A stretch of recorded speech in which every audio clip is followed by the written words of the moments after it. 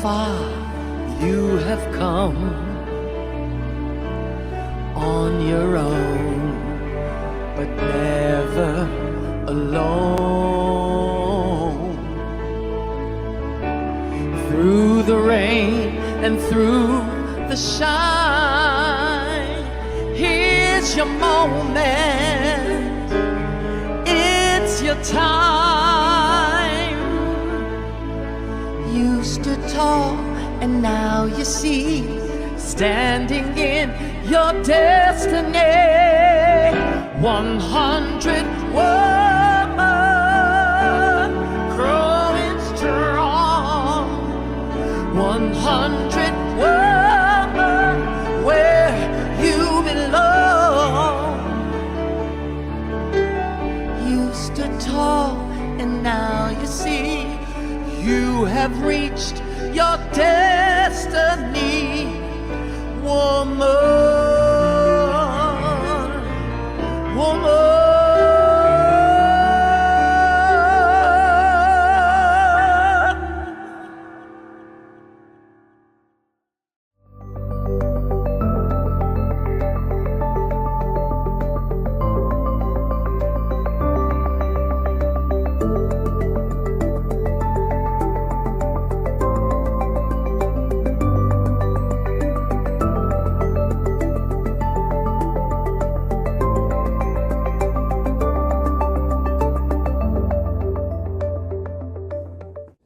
As people of African descent, we offer this land recognition in solidarity with the indigenous peoples of Turtle Island in the efforts and deliberate intentions toward decolonization. As people of African descent, we acknowledge the land of Turtle Island that sustains us, express deep gratitude to its indigenous peoples, and pledge to honor our dignity and divinity that ultimately connects us all. By Kay Johnson. Welcome to 100 ABC Fireside Chats. 100 Accomplished Black Canadian Women is a bold project initiated by co-authors and co-founders, the Honorable Dr. Jean Augustine, Dr. Denise O'Neill Green, and Donna Jones Simmons. Our mission is to celebrate and archive the professional accomplishments of trailblazing Black women from all across Canada. The goal is to create an ever-expanding database available for current and future generations via print media, public and private libraries, as well as our website, which is www.100abcwomen.ca. In addition to our fireside chats on topics that matter to our communities, such as education, healthcare, entertainment, creative arts, trade union, and so much more, we offer biennial book launching galas and biannual symposiums. The co-authors and co-founders would like to take this opportunity to thank each of you for attending today's fireside chat. We know that you will find these sessions educational and inspirational. So sit back, relax, and hear from our brilliant and talented honorees. Thank you for joining us for another wonderful episode of 100 ABC Fireside Chats. So listen, Black women have shaped and transformed culture since time immemorial, and no number of attempts at erasure and cultural appropriation will ever change that. Yet, Canada's only recently started properly recognizing the trailblazing work of our Black women creatives, be it Junos with people like Angelique Francis, Kelly Lee Evans, and O'Khan, the Governor General Performing Arts Awards with people like Dion Taylor, Rita Shelton Deverell, Tanya Lee Williams, the Canadian Screen Awards with Jennifer Holness, and even Stamps, Portia White, Eleanor Collins, Mishi Me, and Giller Prizes, S.C. Edugan, Suzette Mayer. Listen, the leadership of Black women in the art sector is also being recognized. In April 2025, there was an article published in Forbes magazine talking about how Black women are leading an arts revolution in Toronto. Uh, and it talks about the movement that they've created, which is redefining creativity, community, and cultural stewardship in a cultural landscape often defined by exclusion. So it talks about pop-up galleries, heritage museums, and those spaces becoming spaces of institutional advocacy, where these Black women leaders are dismantling systemic barriers, amplifying marginalized voices, and building infrastructures that ensure that Black art is seen and that it thrives. Listen, in this episode, we discuss how creative expression shapes community identity, market influence, and global culture. Black women artists, curators, and creatives share their journeys and lessons. And we are so thrilled to have as our panelists Latoya Belfont. She's a 2026 100 ABC honoree. She's a four-time Amazon bestselling author, publisher, educator, and cultural strategist. Next, we've got Ruheen Boudram. She's also a 2026 100 ABC honoree, an award-winning educator, leadership coach, and global speaker. And last but not least, we have Debbie Nichols Scarrett. She's also a 2026 100 ABC honoree, an international artist, an embodiment coach, a speaker, and the creator of AfriCore. And she's going to tell us all about that. Welcome to this conversation, ladies. So I'm going to ask each of you to take 3 minutes or so to tell our audience about your arts practice, basically what it is you do as a creative. Can we start with Latoya? Thank you so much, Sarah. So basically, I am an author. I'm a best-selling author. I'm also a publisher, so I help other individuals with publishing dreams of becoming an author, succeed in that area. I'm also a program developer for my community. I develop curriculum programs for some of our organizations, not-for-profits. One of them I'm proud of is a Gemstar Circle of Excellence here in Montreal. I am also a business consultant. So if you have a dream, you have a goal, you have a vision, I ensure if you tell me it is going to happen, we're going to work at it, we're going to plan it. But I am an artist. I sing, I write music, I write poetry. So it's all up my alley, this conversation. So I'm excited to get into it. Wonderful. And I love that you are a creative who helps create infrastructure for other Yeah. creatives to succeed. That's great. And we're going to talk more about that later. Raheen, tell us about your practice. Hello, everyone. I hope you're keeping well. My practice has really been a practice that came out of continuously reinventing myself and realizing that the spaces that I've been trying to fit in and belong are just not spaces I want to be in anymore. And so I have been able to create a global platform through my podcast called Unspeakable Leadership that has really amplified the women, the leadership experiences of women of color in Canada and globally. I'm also right now doing my doctorate and my research, in which I'm producing a documentary that will really uplift the ancestral wisdom of Black immigrant and diasporic women in their leadership. And then I'm soon, hopefully, one of my goals is to write a book that really, I know Latoya, I was like, let's talk, that really starts to advance a place that I really am sitting in right now, which is creating what feels like a love letter to Black women over time. So that's my practice. Oh, Thank you I for love that. inviting Love me. letter to Black women. Wonderful. Debbie, let's hear from you. Oh, forgive me. All right. So first and foremost, I'm a movement vocalist, and that means that I'm a professionally trained dancer as well as a vocalist, art choreographer and dancer as well, and I'm also a dance teacher. But in specifically, what I do is as an embodiment coach is I teach people how to get out of their heads and into their bodies, specifically in particular, high achieving midlife women. So I'm creating coaching programs around that and teaching women how to tap into their sensuality as medicine, right? For themselves. So connecting to the senses through artistic expression.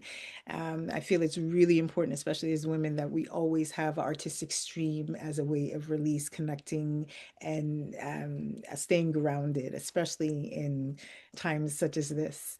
As well as a speaker and just evolving into many different areas. And I too am interested in, I have the infrastructure to write a book, so I may be connecting with Latoya as well, but very happy to be here. And Well, of course, the creators of AfriCore, which is a movement yes. methodology. Hmm. And so AfriCore is a movement methodology that takes movement or influence movement from the African and Caribbean diaspora and use that as physical medicine as well as medicine, mind, body, and spirit. So it's rehabilitative, it's a training process, and again, an embodiment process to just to connect to our physical language and how that streams out into the rest of society. That, yeah, that's wonderful. So let's get back to Latoya because your work is at the intersection of publishing, education, cultural programming. So how have you seen cultural, creative expression shape identity and strengthen community, especially for Black women, youth, and underrepresented voices? And I'd like to ask that same question to Raheen and to Debbie. Awesome. Thank you so much, Sarah. So, at the core of who I am is my culture. Culture is so foundational in who we are, in how communities are built, in how policies are made. It is part of our genetics in some ways. We can't build a community without culture and without the diverse culture that makes up the community, which is kind of like what we're standing against, is because policies are being made, decisions are being made, but the core of those decisions do not entail all communities, all cultures, and the things that are important to them. So creative expression helps bridge that gap in a way.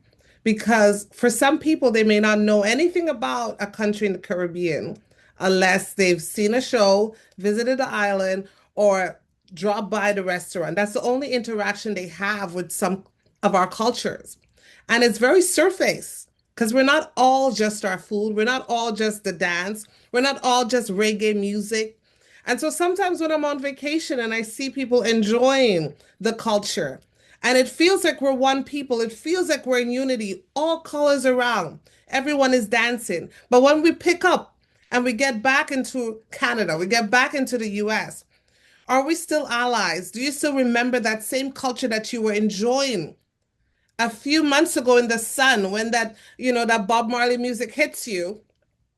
And you feel like you're one people with the Jamaican people or the other Caribbean. Do you remember those people when you're back into reality and there are issues and there are inequalities and there's discrimination and your voice is silent at that time? So creative expression to me is so important. It's the first conversation. It's the first hello, but what do we do after?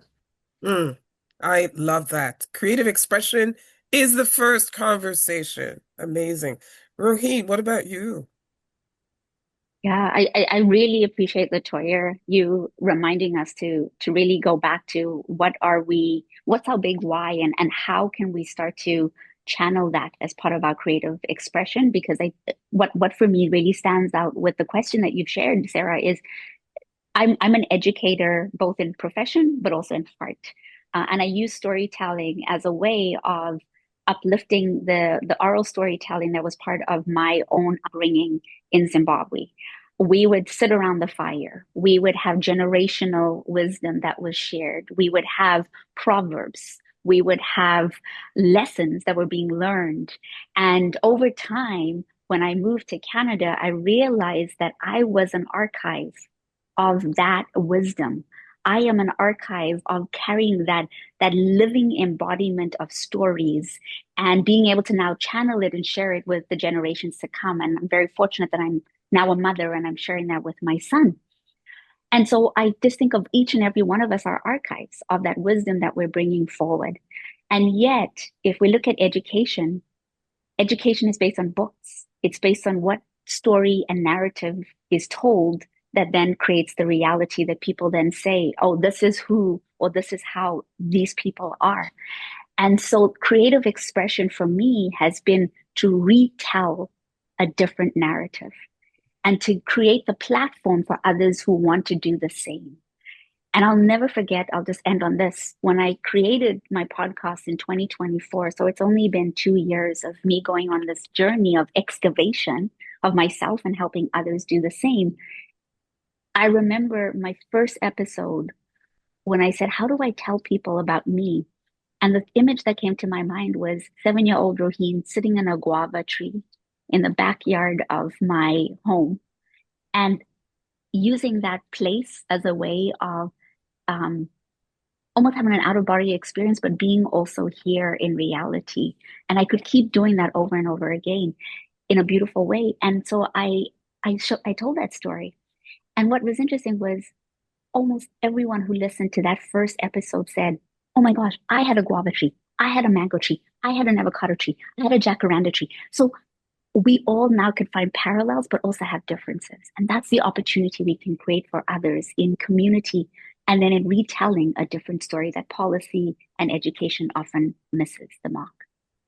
You had me at creatives are an archive of wisdom. Oh my goodness. What is the name of your podcast again? For those who might be interested? Unspeakable leadership. And I'll drop the link in the chat for anyone who's interested in listening or watching because I'm on all platforms. Excellent. So, Debbie, you're at the intersection of dance, healing. Tell us your perspective on that same question about creative expression, shaping identity, and strengthening community. Thank you. For me, the perspective that I will come with is that creative expression is alchemy, it's healing. It is so important to tap in, and we've used the term embodiment and have that embodiment of like who we really are. Because as individuals, if we're fragmented, it impacts the community. And so our offerings would be fragmented. And then globally, the ripple effect continues. So when we are able to tap into our creative expression to be able to find wholeness within ourselves, find that space of transformation, connect to our truth, our authentic selves outside of the performance, right? And performing is beautiful, but as mentioned before, with our creative expression, it is entrenched in cultural connectivity and in um, and just being able to build community before when it comes to African and Caribbean expressions, before it was on stage or before it was on on the movie screens or whatever the case may be. It was a cultural space. So once we tap into that, remember who we are, reclaim, reconnect, then we're able to transform self, in part transform community and global and continue with global impact. I think that especially in the mental wellness space, we I use creative expression and I lean on it very much to be able just to connect to our thoughts and feelings. The bare simple things just so that we can function at an optimal level, we need to be able to always understand who we are. And creative expression is to me, the most powerful vehicle to be able to do that, right? Because we are connected spiritually that way through our creative expressions. We're able to connect socially through our creative expression, and of course, um, and just impact community in I would say more in a different perspective than what is coming down the pipeline through politics, through the educational system, and through all the other vehicles that we depend on. But it's so transformative. Thanks for that, Debbie. Um, so let's talk about Black History Month because Black History Month is here in Canada anyway. It's like the biggest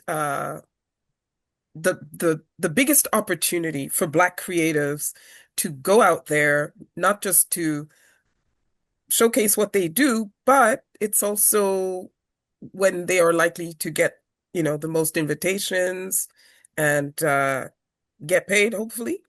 Um, so what are each of you, all three of you, your perspective on how Black culture and Black creativity only seems to get the attention, like the concentrated attention of the mainstream in February, the shortest month. And how do you navigate Black History Month, all three of you, as creatives? Who wants to take that on first? I can go first. Okay. So basically, this is huge. This is a huge topic right here. Yeah. So when I started out being an author, I saw quickly the boxing idea that, for some, I was only deemed important if I talked about Black issues, but I just wanted to have Black characters in regular stories. As a superhero, close-knit family, vacationing here, I wanted it to be a reality through literature that we have regular stories that are not just about struggle or I can't accept my skin and I can't accept my hair. Those books seem to do well, but those books always box you into February. That's what I saw. So when I deal with authors, when I deal with artists, I ask them to think about the themes, layers within their stories, within their poetry, within their craft. What else can I say that is beyond the obvious? So I have this book, Izzy's New Life, if you could see it. Um, in February, it's about immigration. In February, it's about Black skin, it's about Black things. But then it has essence of anti-bullying. It has essence of a new place. It has essence of building healthy friendships. It has elements of different cultures. So it is a book that I market all throughout the year. That means I could talk about it all throughout the year. But I have to know what the themes are in my stories. I have Cadence Learn Self-Love. It's intentionally a cookie. A cookie is diverse. A cookie can relate to anyone. However, there's a song in the book called I Love My Chippy Chocolatey. There's the layers of I Love My Black Skin. But also in February, it's about a mother's love. Also later down, it's about self-love. How many topics can I speak about with this one book? It's about 10. So I refuse to allow myself to be just boxed in. You're going to see this character, and you're going to see this character beyond February. But also, I want to urge artists and individuals about how you brand yourself. If you Mhm. brand yourself only as a person that is able to be looked upon during February, that's what is going to happen. Even in how I present my sessions, it's a workshop. It's an engagement. I'm also a teacher, guys, so I know what they're looking for, and I tailor a curriculum and I tailor learning outcomes that is just not alone aligned with Black history, but Mhm. also with present Black history, because Black history is happening right now. Basically, the Black experience The as Black opposed to experience as a just whole. Black history, and the Black experience Right. being diverse, That's it. expansive. That's it. So Yes, exactly. that's my push, how you brand yourself, how you Hmm. present your workshops, your talents, your Hmm. packages, Hmm. and make sure that you understand the themes that even though you have a Black character at the front, that Black character or that Black individual, that Black story is capable of Hmm. representing other ideas within our Hmm. community and not just I love my Black hair, I love my Black skin. Thanks for that. I love it. Noreen. Yeah, I really love first of all, I love this conversation. So Sarah, thank you so much for facilitating. And I think if you don't know, my feet are like tapping on the thing because I'm like, this is so exciting, like the tingles. Um, so I'll kind of um walk walk you in through a little bit of my brain and tie that back to the question that you've asked. I am my brain is created as if it's an Excel spreadsheet, multiple tabs, all open, like I think 100 tabs. And what I'm really enjoying about this conversation is in community and in spaces where you will find yourself fully accepted for who you are, you can truly be yourself. And in a lot of spaces where there is artistic expression and creativity, that is where I am able to be my full self and be accepted for my full self. And yet, often as a speaker, I'm not always invited to those spaces. I'm invited to spaces where the spaces very much want a specific type of conversation, a specific message, and usually follow what I call a single axis demarcation. In other words, they just want to focus on one thing. When you add these layers, they're like, whoa, is this too much? And I've even been in spaces where I've had like 500 people looking at me. And then the moment I talk about this thing that they've been waiting for, I actually seen them now lean in. But this whole time they've been like, okay. Can you give Like, examples? so it's usually like if I'm not talking about pain, and Latoya, you talked about this, like if I'm not talking about pain or struggle in Black History Month, I'm seeing the cross armed. If I'm not talking about my trauma or how I've come to heal that or how I've been helped by specifically a white mentor, then they're not listening to me, right? And on the other side of the continuum, if I'm not trying to also spill into Black excellence as this way of saying, we've been able to um, rise above and we're the best of the best, which is a term that I absolutely cannot stand unless it is reciprocated and created in a sacred container, then I'm finding myself continuously trying to think of who am I actually speaking to and who needs to hear what I have to say. So those are two questions I'm always asking myself. And I love this question because just this year, I decided that I was not going to be entertaining any requests that asked me to speak from the perspective of pain and struggle in Black History Month. And so I said no. And I kept saying no. And at first I thought I'm going to lose money as a speaker, but that's not true. I actually made my targets and I came whole out of that month with a much more reverence and strength to do things differently. And so I want to offer that to somebody who might be waiting to hear, can we set those boundaries when Mm-hmm. our creativity and our revenue start to become intertwined? Yeah, we're going to talk more about that when it comes to marketing. Debbie, in your dance practice. Yes, thank you so much. I think the alignment is so powerful today. I too, Rohina, as Rohina said, I didn't do any actually Black History Month um, invitations, especially because of the fact that there was a certain narrative that wanted to be uh, fit in, and centering around what we had discussed with respect to Black joy is my focus. It is very important with respect to understanding history, and especially when you have the obligation of teaching the younger generation, so that we don't repeat the same patterns, and so that they understand why we do what we do, how we came, where we came from, where we came from.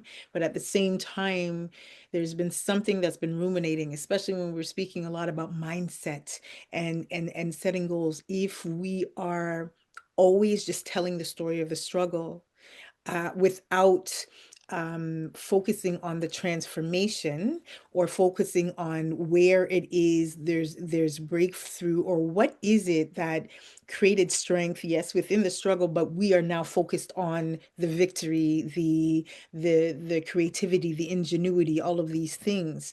And again, going back to the wellness piece, I also, with respect to boundaries, I also have to understand for myself what that does to me when I'm always in that space of um, struggle, because that's not the totality of who we are, right? As a matter of fact, we as a people are so we're such um magnetic and transformative and individuals that collectively, individually, that transit, and we can literally make lemons out of lemonade, literally, right? So why is it that we have to stay in this narrative when it comes to Black History Month and then telling the same stories all over again? We've got these wonderful artists that are doing wonderful things, and I too have created so many programs that speak to that Black joy, that rest in expressing that in so many different ways. But if in fact it's not received, I felt that I needed to create an energetic spiritual boundary for myself, so I can care for myself and expand into March and April and the rest of the year, because our product, our offerings are that relevant. But so I felt that I needed to hold back this year and just redefine and reposition myself in the marketplace as an artist. Mhm. As an artist. So, Debbie, can we get some examples of the programs you offer that center Black joy? Yeah, absolutely. So again, when we talk about AfriCore again is a movement methodology. And when we are speaking of, and with respect to AfriCore, it's always focused on the hips, pelvis, and the spine. And sometimes, especially when we utilize the word pelvis, it's like, it's so there's a lot of shame around the pelvis. There's a lot of, especially on Black bodies and how we move that. But from a wellness perspective, a holistic wellness perspective, if we do not move our pelvis, we are stopping the weight transfer from the right side to the left side of our body. Something as simple as that, which incites back pain and pelvic floor issues and that sort of thing. So when we start to utilize our movement, and you can look all over the continent and the African continent and the diaspora, and see the language, the movement language, the physical language of our people, it is very highly focused on the movement of the hips, pelvis, and the spine, right? And it's healing, and there's no coincidence why we're so physically strong. But also there is an expression there, especially when it comes to women. Moving our pelvis helps to release a lot of trauma, but it also helps to cultivate atmospheres and call in joy, healing, creativity, all the things, right? The other program that I created was literally called Movements of Emancipation, where we're looking at freedom fighters from all over the African, Caribbean freedom fighters from all over the globe, and focus on the strength, the ingenuity, the courage of these freedom fighters, and how does that inform our movement, right? And then how do we take that movement and put it into choreography for the average public? It doesn't have to be for dancers, but then add spoken word on it to make declarations of how we're moving forward in society as a people. So I think that it's really important for all of us to really reposition and, yes, identify history and connect to that. But, and I wouldn't say but, and also include our forward momentum, healing forward. And how is it that we break through barriers that we couldn't before, knowing who we are as a people fully? Mhm. Wow, thanks for that. And speaking of knowing who we fully are, let's talk about the identity piece. How your creative practice, endeavors, strategies have helped you um, really root yourself in an identity you feel is your authentic Black identity? Latoya. So, for myself, I think when you go into spaces where you're the only Black person and the weight of that, what it represents, the stories you carry, the countries, the, the ideas of success that you carry, your identity sometimes becomes a little bit weighted. It becomes taxing to uphold that. It's almost like you can't make a mistake because you don't want to fall into the preconceived notions or the preconceived ideas of what a Black individual, you have to watch your tone. You have to watch your eye rolls. You have to watch your accent. Where is your Americanized, your Canadian version of your speaking, girl? Bring that out. Because once you start to speak in your dialects or your accents and it shows too much culture, you might get a little cross-eye, you might get a little, oh, she's uneducated. All those things you carry. And I just wanted to, as I'm thinking about this, as I'm speaking, just acknowledge all the women out there when you carry that weight in the boardroom, at your school, in your jobs, in your careers, in the banker's office, and in those meetings where it's hard to be who you are. Your identity is hard to show the entire version of who you are as it relates to your culture. So I've had to learn, and one of those biggest lessons was this year, a year that I was awarded to be a laureate in Montreal, Quebec here. Yeah, that this year I faced the most racism I could ever experience, where for some time I'm like, I'll tell you, talk to myself. Don't forget about who you are. This doesn't define you. You speak up. You know how to manage this conversation. Do not dim your light. It's okay to be who you are. If they don't understand you, it's because they have not taken the time to know you, and I speak to my students about this all the time. It's not okay that you confuse me with the other Black teacher. After a couple weeks, I'm not having it.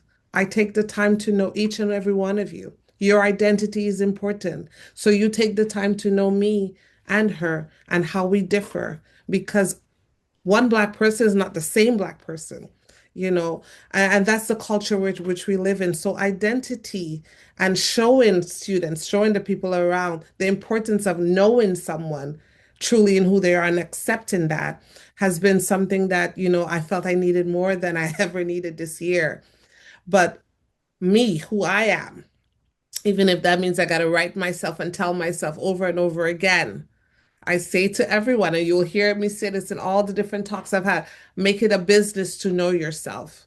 Because Hmm. there will come a time, no matter the age, I'm in my 40s, no matter how many accolades I've had for being an incredible community activist, no matter how much I know who I am, and I know who I serve, and I know what I'm capable of, and I know my intelligence, I know my creativity. Sometimes the world, the environment you're placed in will cause you to question your existence and your impact.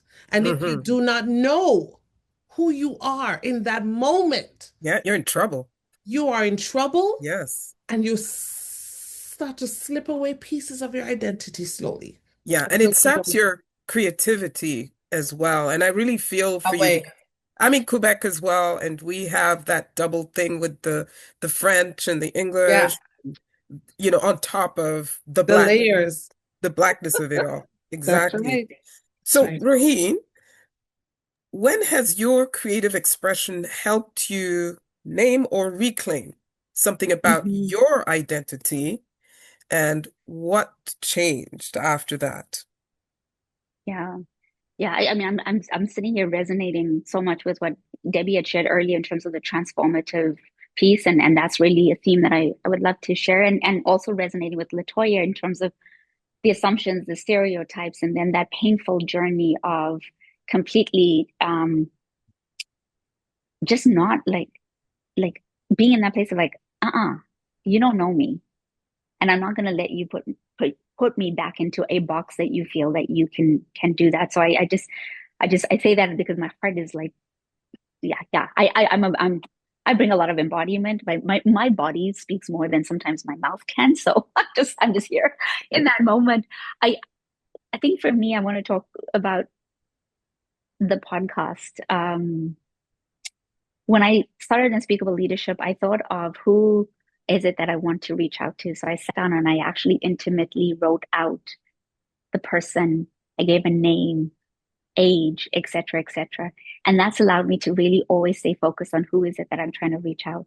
And what was interesting was along the journey of being able to release each season was I would get white men messaging me and saying, "This is great, but could you talk more about?" And I'm like, "This podcast is not for you." Um, and then and then in 2025, Unspeakable Leadership was featured as one of the first podcasts with the Essence Film Festival in New Orleans. And I was like, what? I went to New Orleans. I was part of the Wait, African Diet. okay, Yeah, just hold up right there. Please explain to the people what that Essence Festival oh, means to our Black culture. yeah, yeah. I mean, the Essence Film Festival, for anyone who may not know about it, please like, Google it because I may not be able to do justice, but it is picture almost 500,000 people coming to New Orleans to celebrate Black history, Black culture, Black creativity. It's a vibe that I have never ever imagined until I was there, and I was just so excited and also just in awe over how money gets not only pumped in, but relationships. The next big phone is created through conversations. I got to speak to producers, developers, and speak about the journey of unspeakable leadership. And no, we didn't get the award. That wasn't even the metric of success for us. It was just being there with our community, with other creatives. And the reason I bring that up is because that was the moment and the shift for me where the external validation of my identity, it just got stripped away. I was no longer looking to anybody at that moment in time to validate my identity. It was now just coming all from within. And since July of 2025, I am like, I'm going to do all the things.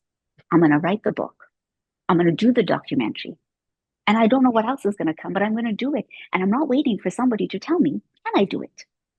Because so many of us are sometimes waiting for permission, waiting to be told we got the potential, waiting to be invited. Hell no, I'm not doing that anymore. So I, that's been my evolution. I love that attitude because one thing I'd like to talk about is after Debbie has had a chance to answer this, is the gatekeeping aspect, you know, by mainstream quote unquote cultural institutions and also by our own Black cultural institutions, the gatekeeping that goes on. Debbie, the issue of identity. The issue of identity, I have learned through my own practice to take up space unapologetically.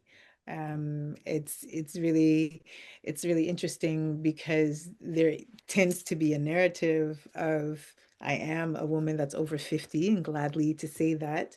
And it's like, you don't think you should stop prancing around and dancing, like, you know what I mean, doing what you do. And I'm like, this is the medicine that saved me. This is when I gave birth to my son over 15 years ago. I thought my dance career was over because of the nature of the birth. I couldn't roll over to tend to him. It took me about 10 minutes to roll over. It was that. And I said, my goodness, my dance career is over. But when I was able to tap into my own practice, which eventually evolved into Afrocore primarily, and then also understand the mental and emotional and spiritual connection to that practice of understanding the medicine that's within your body, and then the messages that come when you do this embodiment or somatic work. I began to as you said, Sarah, just even when it even comes to our own community, just ultimately move at my own in my own lane, and seeing so many of my counterparts kind of, settling down or not moving as much or not doing the things. And I was like, oh no, this is when I lean into it more, because this is what has given me, number one, the physical ability, and number two, just the mental ability. And number three, it's just, I started to, this internal terrain is what I call it. Once you start to tap in and connect, I started to say, I don't care if so and so's doing that. This is what we're doing over here. This is what we're doing over here. And ultimately, even creating the messaging and again the programming with respect to tapping into um women of a certain age group, and understanding that they need to be pulled out. This is not the time to cower in. This is a time to press into your experiences, your wisdom, all that thing that needs to be expressed.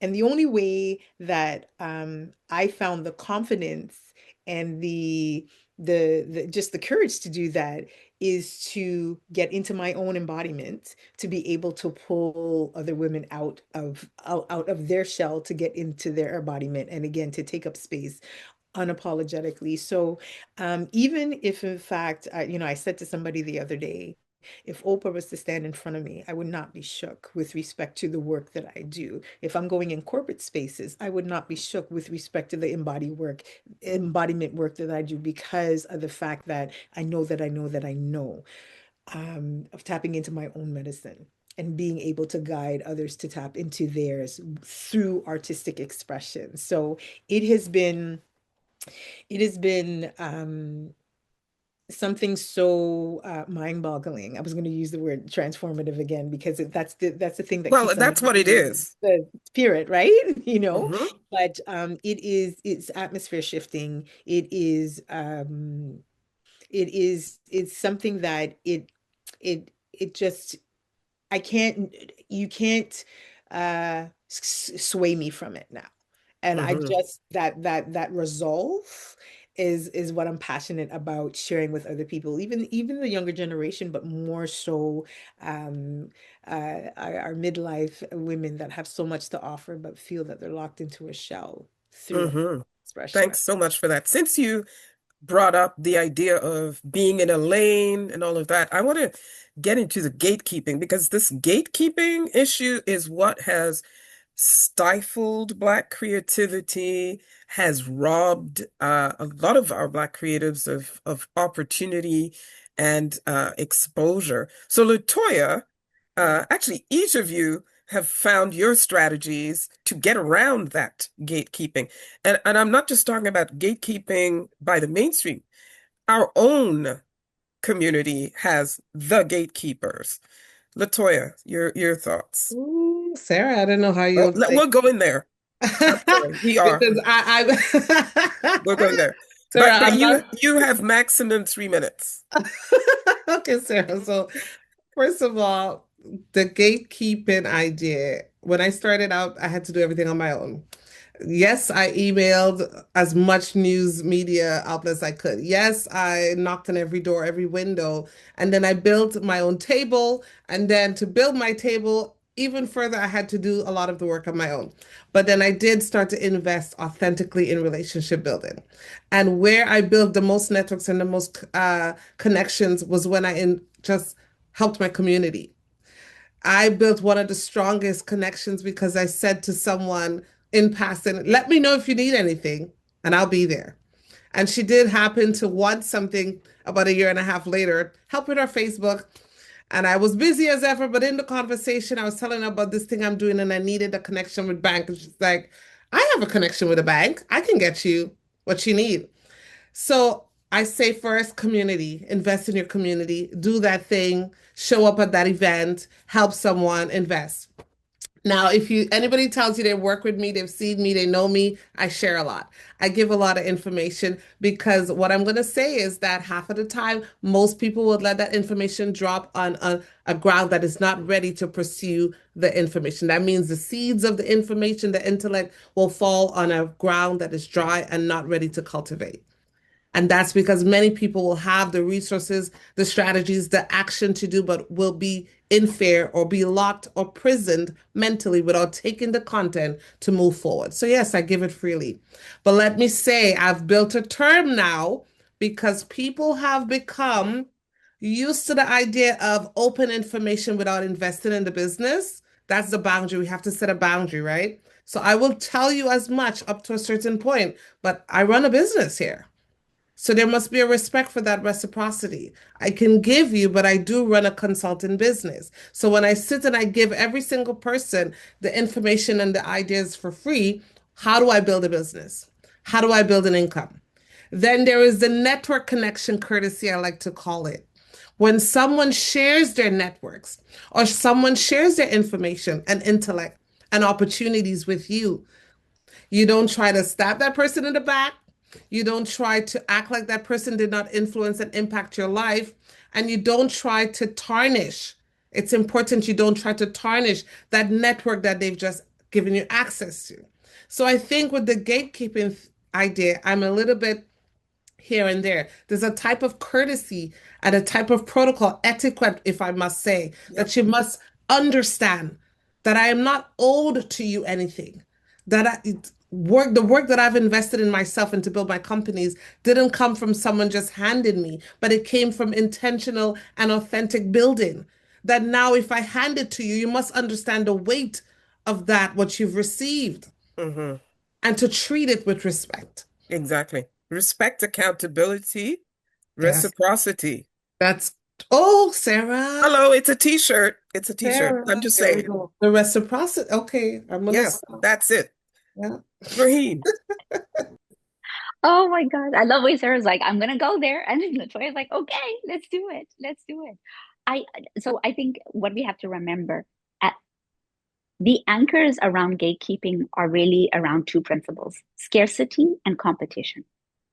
The idea that, you know, I gotta stab you in the back in order to get that one spot. Or there's not enough. And so therefore we have to hoard it and we have to control it and there needs to be ownership over it and et cetera, et cetera. And all of these principles come from this idea of superiority and inferiority. And yet, if we look back to the backgrounds, the communities, the way of life that our ancestors were living in cohesive and also I wouldn't and I don't always want to say peaceful because I don't always want us to make it seem like, Harmony? things were better.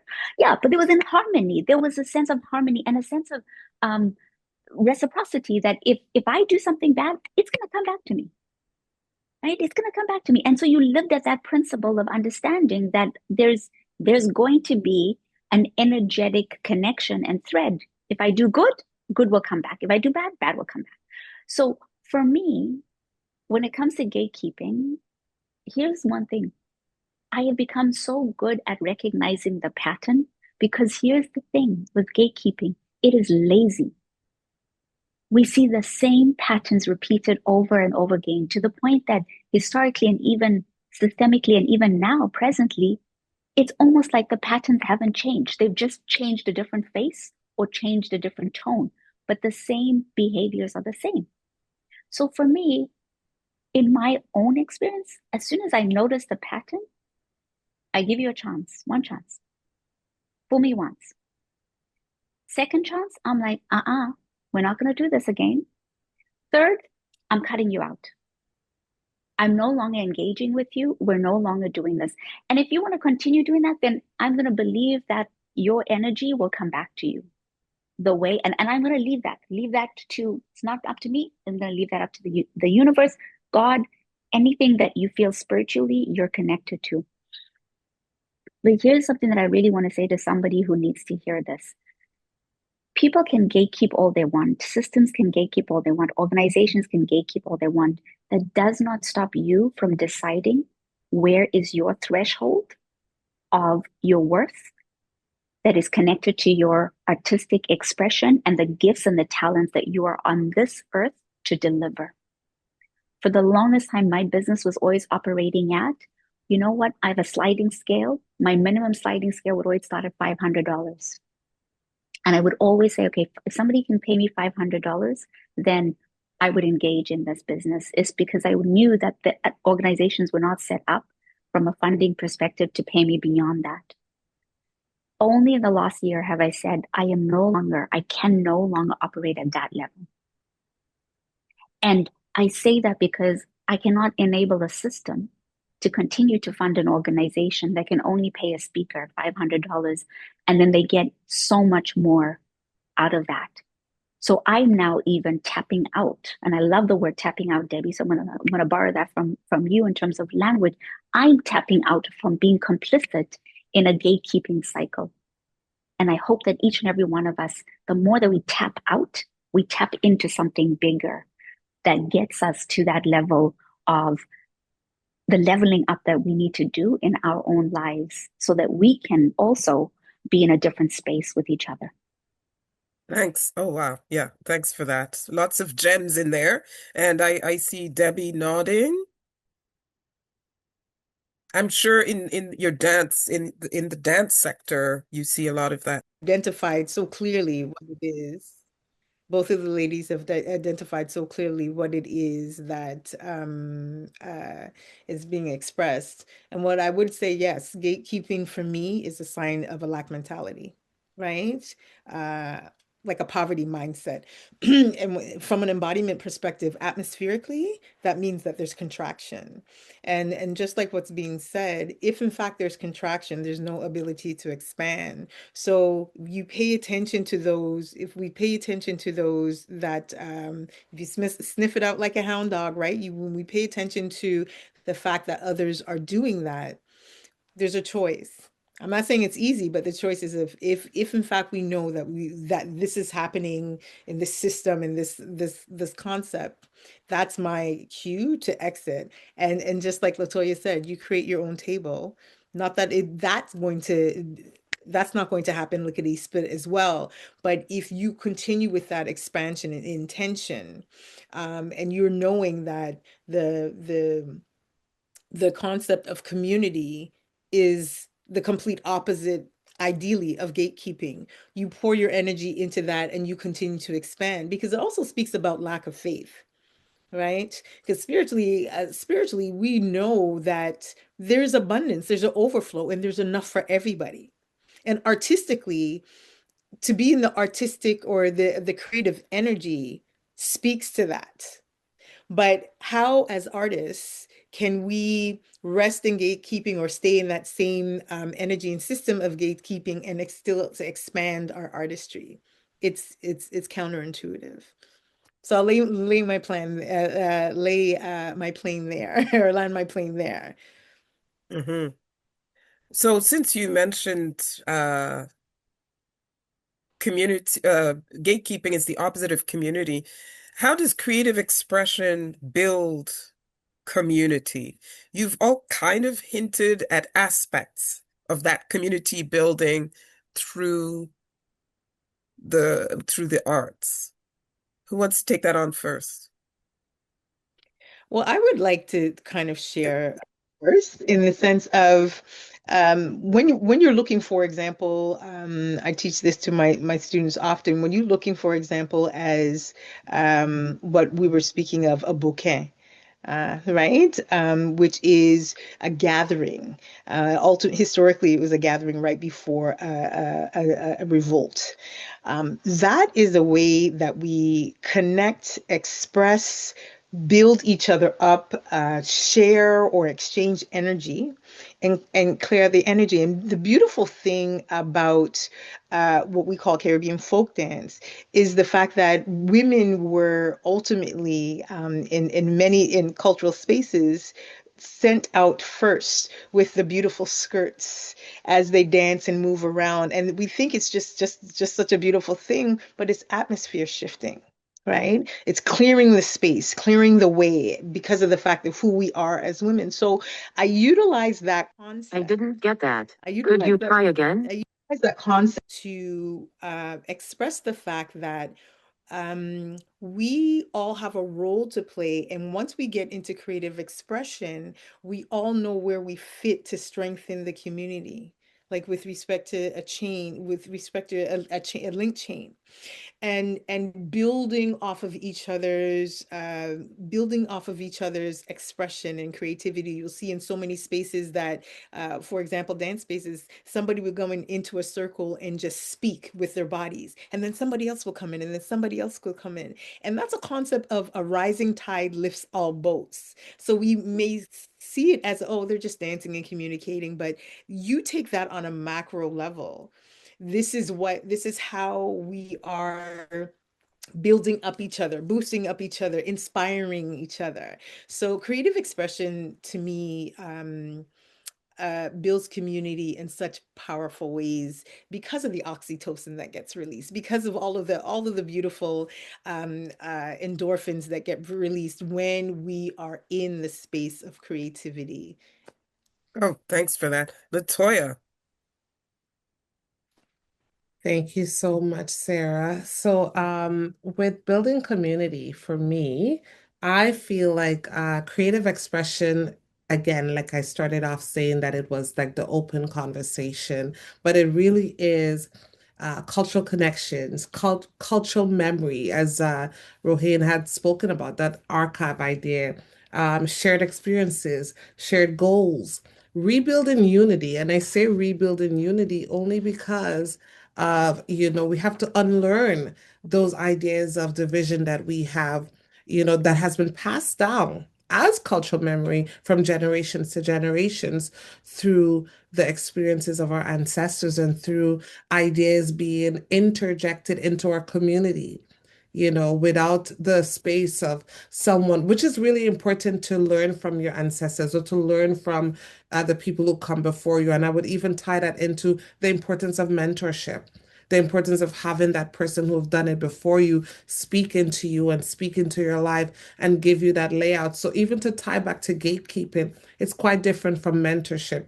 I think the only threat that gatekeeping has is what you do with the information and how you access it.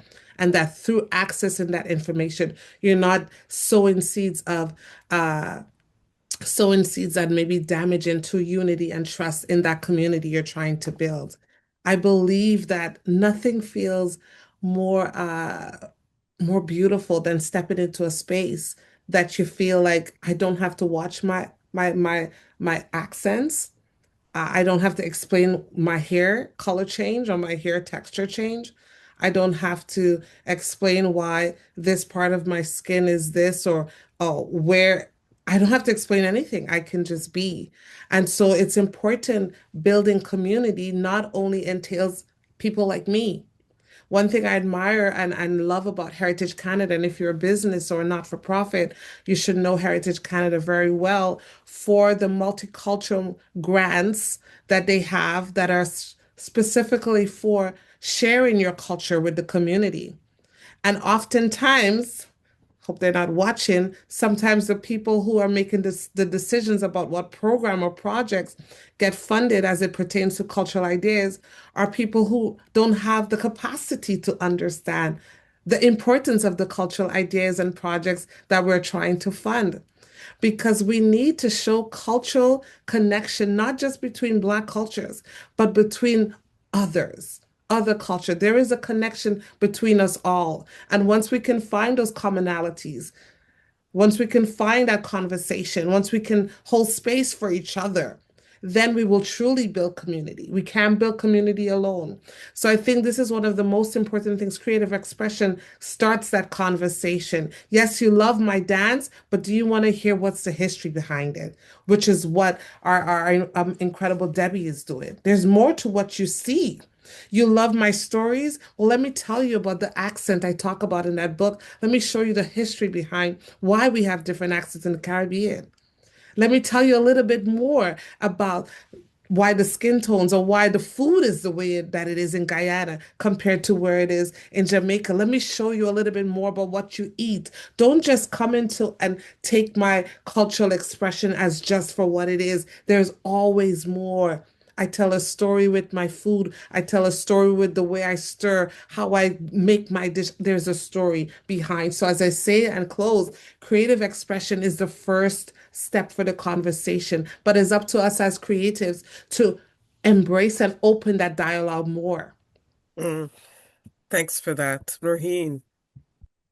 Yeah, I just Debbie and Latoya, thank you so much. Like I feel like we're creating this beautiful, holistic understanding of what possibilities can exist. And for me, I think of my mission behind Unspeakable Leadership is to redefine leadership. That's my mission. And I'm doing that in a number of ways. So one of them is the podcast, the other one is consulting, and then speaking, and then now the documentary. And I just keep adding and adding. And behind this are really three core principles that I wanted to share in terms of a form of building community. The first one is through Unspeakable Leadership, I want to be able to create a platform for others to come along and play with their own expression. So in season 2, Breaking Cycles, Listra's St. Germain, who is incredible, she's originally from Trinidad, she talks about the idea of trauma of money and how do we break that cycle. All the way to Gasanawe, who is the chief of in Mohawk Nation, and she talks about being the first two-spirited LGBTQIA chief, and many other guests who are able to showcase leadership beyond the titles and beyond the permission that they've had to seek in order to be called a leader in their communities. The second ethos that I really try to embody is through the consulting. Every project that I do, I go back to the community and I say, do you want to be a part of this? And bring them on as independent contractors, service contractors, so that I may not have been able to pay you through the podcast, but I can then create reciprocity and payment through other ways. And then the third ethos is everybody who comes through Unspeakable Leadership, I am always creating safety. Safety shows up in all of my practices and in everything that I create with my business so that nobody ever feels as if they have to out themselves or that they have to put their story on display or that they're not ready to say the thing that they want to say. And I do that because I want people to feel like they're part of something that is safe. There are times when we can be in community where we're not safe. Mhm. And I want to talk about that because I don't think we talk enough about how we come sometimes, I'll just speak from the I for now. I come from communities sometimes where it's like, you just have to do the thing at the expense of yourself because it's what's expected of you. And I've had to unlearn that I need to do that. Go greet that uncle. But we all know that uncle is a weirdo. Give so much of yourself, but you're exhausted and nobody's giving to you. And so I don't want to repeat the parts of our communities that I know are not actually healthy. Through my own creation, I want to create a different way of being that allows others to also choose a different way of being and a different way of living. Because, and that's why I come back to what I said earlier, is I don't want to give the pretense that what we see in systems aren't replicated always in communities. There is sometimes that connection. However, sometimes through creativity, we can almost create a different future and a different reality, not just for ourselves, but for generations to come. Mm-hmm. And remember when I said I'm thinking of the person who I'm talking to on my podcast, I'll end on this. I'm speaking to my great, great, great granddaughter. Mm-hmm. That's who I want to hear so that she's like, what was Grandma Roheen like? Because Yeah. I always think of my great great grandmother Mm-hmm. and I never got to meet her. And I always think she must have been cool. Yeah. Thank you. That's great. And that's the legacy piece, the impact piece. And I'd like to end on this. I can't believe we're already running out of time. Um, when these days, when any conversation around cultural product creative expression, etc., AI shows up. Let's talk about AI and how, as Black creatives, you're navigating its pervasiveness now. Debbie. So my ongoing relationship with AI, initially I thought it was so evil. I'm still very leery of AI, but I realized that when it comes to administrative work, a lot of the, especially being a solopreneur at the moment, there's so much administrative work that needs to be done, and for me, it tends to be overwhelming. And so, through obviously cultivating my practice, prayer, meditation, that's where I get the inspiration and the downloads from. And that is sacred to me.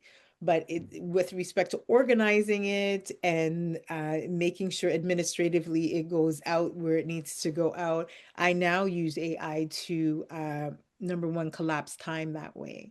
But the artistic expression is too sacred for me to have that AI infiltrate. But I still utilize it now because of the fact that it does really make things a lot more efficient from me. But I had to have clear boundaries, and still do, and still very leery of all that means. But it's been a helpful tool once I've put the boundaries on it. Latoya? Thank you, Sarah. So I just finished a three workshop on this for artists, and we had a Create Her event a couple days ago. So AI is pretty big in anything, and for any artist, of course, when you first see or experience a technology, you're always apprehensive, and we're always concerned about how will it replace human connection, human thought, human ideas, human empathy, or all of the humanistic qualities. But as Debbie was saying, there's a great amount of benefit to AI when it comes to administrative tasks and getting things done quickly. But as an artist, it helps in great ways. And I say that to say I've used AI to illustrate 3 years ago, but also I was using very innovative ideas to illustrate because it's very costly to illustrate. And I felt that I needed to figure out a way to get these books out. So I started to become creative. When I first bounced upon AI, it just helped me to do that better. But I learned it in that I put in what I wanted to see, and then I edited it, and then I reframed it, and then I worked it. So I don't just use it to just do ideas for me. It helps create the vision that I want. Then when it comes to music, I write music a lot and I have tons of songs. And when I produced a song, it took so long. It was very taxing. So with AI like Suno, I was able to put in my vocals, put in my lyrics, put in what type of instruments I want to hear and how. But that's if you know. If you know as a producer, one of the biggest producers is using AI, Timbaland, you could do so much insurmountable with that type of software. And I was able to produce songs and hear how they looks. Here is where it gets tricky. There is a line, there's a boundary that you must always maintain mentally when you use anything. Yeah. Ethics to it. Is it my thought? Is it my ideas? When did the AI take over my idea? Where am I still in this idea? Is the essence of who I am? Where is my voice as an author, as a singer, as an illustrator? Is it still resonating here? Because I am telling you, if it is not, you will lose your audience, whoever your target audience is. They are getting tired of AI generated content. So Mm, you have to find your balance of ethics and how much you go, how much mhm, you use, how much does it still belong to you? And then you mhm. have to find that central idea of what is my unique way of expression that I still want to be at the forefront of whatever it is that I do, because that is what's going to be provoking. That's what's going to be connect with people. That is what's going to transcend your art to homes, to hearts, to communities. That's where the impact comes. And then that's where the legacy is built. Oh, wow. Very, very, very, very powerful. Raheen. Yeah, I like Debbie and Latoya, I really appreciate you sharing your own individual practices and what you're seeing, and then also the the scope and the way that it's impacting communities. And so I'm just gonna give everyone like just two quick things that I have seen in terms of AI, and this is more on a like a global scale. When I went on an artistic academic journey to Colombia, Bogota, Colombia, last year and last summer, I was actually part of a project that was going to start to look at AI in terms of how does it take all of the historical archives and recreate what would have happened if colonization hadn't had happened. To be able to create what that, what that community, what that country would have become had it not been affected by colonization. And they were using AI to do some of that mapping and that predictive. At the Essence Film Festival in 2025, where I went, there was an entire section that was dedicated to Afrofuturism and using Afrofuturism as a methodology with AI to also start to think about what if we put away all of these, systemic barriers, we put away racism, we put away discrimination, where would our communities flourish with using AI as a tool to be able to visualize and almost create this architecture so that maybe we start to have different books, different ways of educating our communities. So I know for many of us in the Black community, we are naturally suspicious. And that's understandably okay. Like anything that comes, that comes up and really is attached not to our community, we're naturally suspicious of it. And what I'm going to invite each and every one of us to think about is what if we suspended that suspicion, not completely eliminated, but suspended that suspicion. And similar to what Debbie and Latoya said, cautiously play with it at the pace that feels right. Because I am using AI in my own journey. And I can tell you, I've now got to a point where I'm like loving it because I get to be in my zone of genius. And I get the AI, whether it's the GPT I created, the agent that's helping me with my business, to the point that now it's also creating what I call lead magnets. And lead magnets are resources that you can create for your business for individuals to engage with it, so that I am staying in the place of my creativity. And the AI is doing all the stuff like Debbie said, where it collapses the time that I don't need to necessarily focus my time on.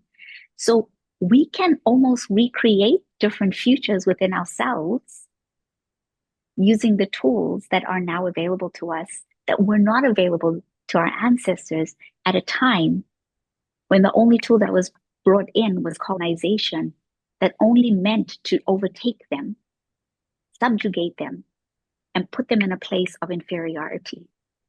We can break that cycle in a different way. Wow, that is such an empowering message, and now I feel less leery and suspicious Yeah, if I can add and as well to a little Sarah, braver. Yes. if I can add as well, I love that Rohin had brought up Afrofuturism. That was a talk I gave at Vanier College this February. And if we could just think about that, our ancestors, they only had the tech wise of an idea, the mind as technology. That's what they had to envision a future that we now not only imagine, but can participate in and build. With AI, we're able to do that even quicker. But what I wanted to add and close with on my end is that all of these softwares behind it is where we need to be focusing on. Yes, we know everybody's access to use it, but who is creating, who's inputting that data, building that software, the data analysis, where they're getting their informations from? Because they're building profiles and ideas of everything. What is this bottle called? What is this brush called? What is the history behind this phone? What is the definition of a Black woman or a successful woman? And sometimes when you put some of these ideas into a chat GPT, if you put successful woman, it is not a Black woman definition that comes up. So again, the power that we see here, it can be harnessed by the users. But I want to challenge you to think about the back end, the creation of it, and how many of us, people like us, are inputting the data necessary that hundreds and millions of people will use to define a new world that's coming ahead. Thanks for that, Debbie. I'd like to bring you in because we had a little conversation about how you actually have done what Latoya is talking about with regard to dance. Right. So thank you. With respect to identity and representation, right? Um, I I wanted to bring forth just a different vision of what Black women look like. And I had mentioned before, it was Janelle Scarrett that early years and years ago, she said that she looked up on Google a sensual white woman or a sensual woman, and they showed all these women just, by the, all under these beautiful things. And then something told her to look up a sensual Black woman, and it was all these pornographic images.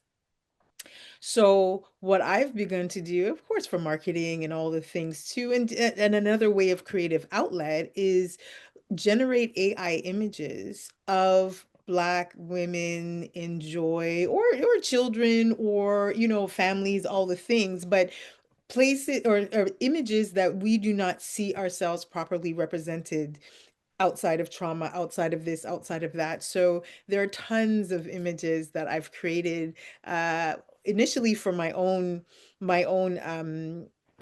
appreciation of just like, yes, this is who we are. This is who we are in communities. Don't let the media fool you. This is what we truly are. But it's so wonderful to be able to put it out in space. It's just like, yes, we do inhabit joy. We do live in peace and tranquility. We do have these beautiful holistic life. So that vision, and so that is one thing. Thank you for that reminder, Sarah. That is Love one thing that. I that love that. I You're That use. is rewriting, you're rewriting, you're Right. rewriting history, you're rewriting power. And Absolutely. this is what I like to call you're rewriting the narration of this Yeah. story right now. And Yeah. what we call what you're doing is metadata. Okay. So good. what Mhm. Okay. happens? No. Yeah, what happens when you build your website, when you build everything, you attach your images to those sentences. Yes. Essential Black woman, da da da. This will help people find you on Google.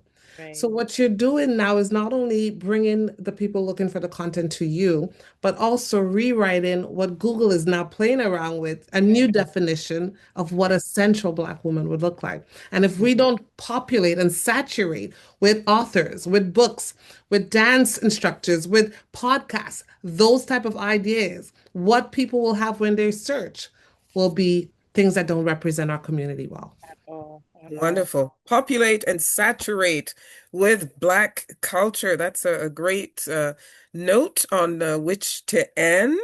If you had only one word with which to describe the impact of Black creativity, one word, just one, what would it be?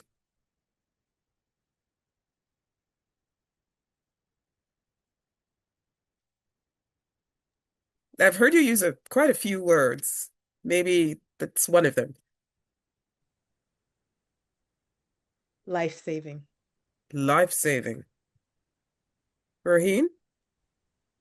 Liberation. Whew. Hmm. Latoya. Mm. I want to say dynamic, fluid, evolving. It I it said one word. they're the same word, but I just trying to relay the idea that it never is the same in the same Exactly. time, you Yeah. know? Isn't that beautiful about our Yes. And creativity? that's why Black culture is so strong and will Yeah, continue to impact everything from fashion to yeah. music, literature, cuisine, you name it. Black culture. Black culture is it, basically. It's all the things, all the things. Thank you so, so much, Latoya, Raheen, and Debbie for sharing your time with us and sharing your wonderful insights and your creativity. And we look forward to following each of you to see, what exciting projects you're going to bring into the world. Thank you so, so much.